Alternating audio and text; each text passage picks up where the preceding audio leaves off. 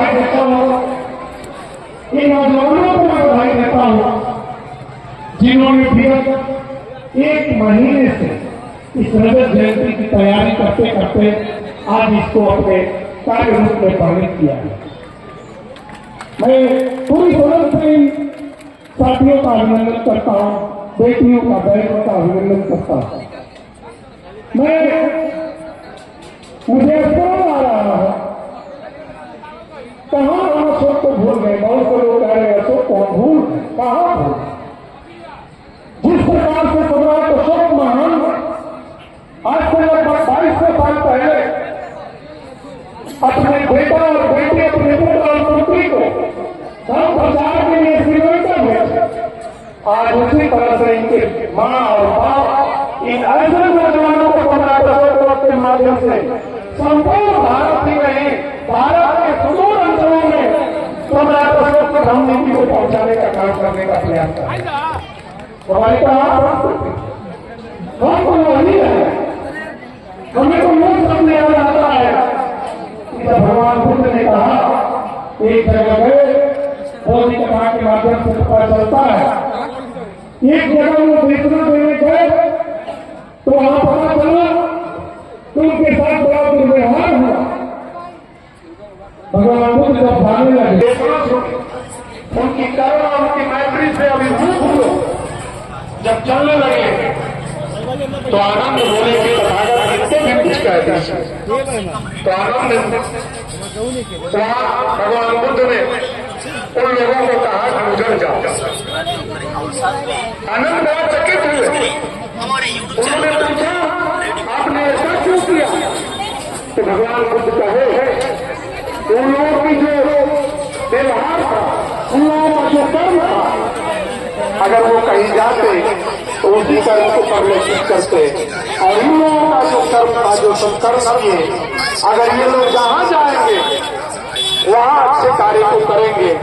तो ये तो समाज की संस्थापक से हमारे शुरू में ही कहती है, ये सम्राट अशोक चौक के लोगों, तुम लोग उधर जाओ और जहां भी जाओगे वहां बुद्ध और अशोक ही स्थापित हो जाएंगे। और ऐसा देखने में भी मिलता। डॉक्टर साहब एक बार की बात बताए कि जब लखनऊ की धरती पर, मैं महाकृष्ण जी का ध्यान आकृष्ट करना चाहूंगा कि लखनऊ की धरती पर एक कार्यक्रम हुआ और उस कार्यक्रम में एक व्यक्ति बड़े तन्मयता के साथ कार्य कर रहे थे। शरीर भी हमारे बड़े भाई रुद्रनारायण की तरह थी, चार ढाल भी इन्हीं की तरह थी। हमने डॉक्टर साहब से पूछा कि डॉक्टर साहब ये लखनऊ में आपने जो टीम बनाई है, लड़का बड़ा जागृत है।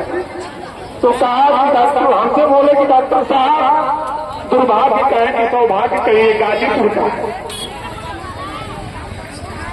ये गाजीपुर का है, उसका नाम आज भी है अजय मौर्य, कटिया के रहने वाले हैं। और वो सम्राट अशोक की लखनऊ की धरती पर की ऊंचाइयों को हरिश्चंद्र जी ने पहुंचाया है। निश्चित तौर पर अजय मौर्य का उसमें काफी योगदान रहा है। तो हम लोग विचार कि जहां भी जाए उसी पर परिलक्षित हो। आइए मैं 5 मिनट समय लूंगा, मैं ध्यान आकृष्ट करूंगा अपने मुख्य अतिथि और विशिष्ट अतिथि महोदय का। जब वेनसांग और फाहियान भारत की यात्रा में आए तो पढ़ने को मिलता है कि वेनसांग गाजीपुर को उन्होंने चुना।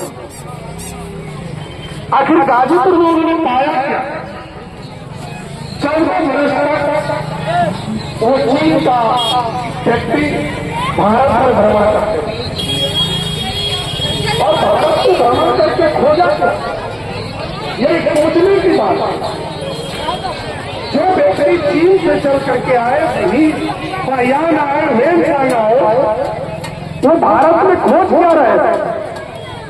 जो वर्तमान समय में भारत के लोग उसको आज स्थापित कर रहे हैं, उसका कहीं उन्होंने जिक्र नहीं किया। आखिर भारत में खोजा उसने क्या? जब भारत सारनाथ आए तो सारनाथ के बाद उन्होंने गाजीपुर को उन्होंने लिखा कि मुझे गाजीपुर जाने का अवसर था। और यहाँ पर 10 संघाराम देखो जो लिखते हैं कि गाजीपुर में 10 संघाराम देखे बड़े भी आएंगे उस 10 संघाराम में 1,000 से अधिक और उस जो यहाँ पर भगवान बुद्ध के ब्रह्म अशोक नीतियों के अनुसार भारत की परिकल्पना के अनुसार यहाँ लोगों को अपने हम देशना दिया करते जब उसकी मैं मुख्य अतिथि महोदय को ध्यान करूं कि यहाँ से मात्र 20 किलोमीटर की दूरी पर एक बहुत बड़ा स्थान है। हमारे जो प्रमुख लोग हैं वो जानते होंगे गंगा नदी यहाँ से मात्र 2 किलोमीटर की दक्षिण दिशा में गंगा नदी बहती है और यहाँ से 20 किलोमीटर लगभग दूरी पर बहुत सुंदर स्थान है जहाँ पर वेलचांद लिखते हैं। ये बौद्धों का एक मठ बौद्धों का यहाँ किला और जब भगवान बुद्ध गाजीपुर में 7 दिन जब उन्होंने यहाँ देशना दिए थे तो उसमें एक चित्र गौरव कर दिया। हम उस इलाके से बिलोंग करते हैं, हम उस क्षेत्र से बिलोंग करते हैं जहाँ भगवान बुद्ध से लेकर के अशोक की पूरी एक एक कण में यहाँ बुद्धमय और अशोकमय भारत था। और आज भी जो लोग गौरपुर के आसपास के जब गौरपुर के लोग आए होंगे जो गाजीपुर में बुद्ध और अशोक को हमारे गाजीपुर के भाईयान और मजदूर रहमान में जो किताब है उसमें उन्होंने स्पष्ट रूप से लिखा कि गाजीपुर में उसको मिनी राजधानी वेलसांग लिखता है